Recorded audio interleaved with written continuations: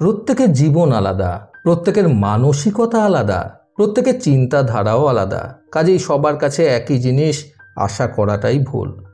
মেয়েদের ডিভোর্স হয়ে গেলে বাড়িতে সসম্মানে গ্রহণ করুন, কারণ একজন মৃত মেয়ে থাকার তুলনায় একজন ডিভোর্সি মেয়ে থাকা অনেক ভালো। জীবনে টাকাটাই যে সব কিছু হয় না, সেটা সময় হলে ঠিক প্রমাণ পেয়ে যাওয়া যায়। একজন কথা বলার জন্য অধীর আগ্রহে বসে থাকে, আর একজনের মনে কথা বলার কোনো আগ্রহই জাগে না। কথা বলার অধিকার কেড়ে নেওয়া যায়, কিন্তু নীরবতার অধিকার কখনোই কেড়ে নেওয়া যায় না। বর্তমান সমাজে অ্যালার্ম নয়, মানুষের দায়িত্বই মানুষকে ঘুম থেকে জাগিয়ে তোলে। অর্থ এবং স্বার্থ এই দুটোই মানুষকে বর্তমান যুগে পশু বানিয়ে তুলেছে।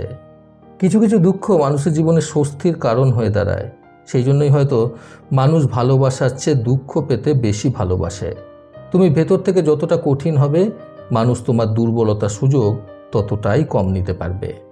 এখনকার ভালোবাসা বিশ্বাস আর সম্মানের উপর প্রতিষ্ঠিত নয়। এখনকার ভালোবাসা টাকা আর সুন্দর চেহারার প্রতি প্রতিষ্ঠিত। তোমার ভালো সময়টা শুধুমাত্র তাদের সাথেই কাটাও যারা তোমার খারাপ সময় তোমার পাশে ছিল।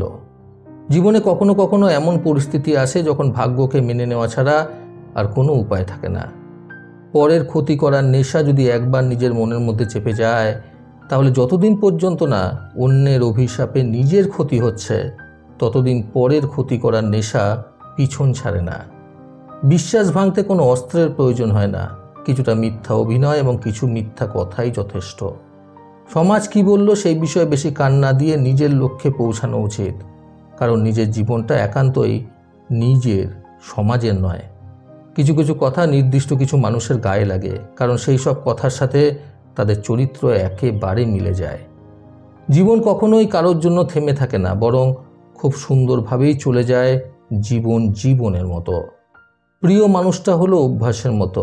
প্রিয় মানুষটা ছেড়ে চলে গেলে অভ্যাস পাল্টে ফেলাটা কঠিন হলেও অসম্ভব কিছুই নয়। অবহেলার রাজপ্রাসাদের চেয়ে ভালোবাসার কুঁড়ে ঘর অনেক ভালো।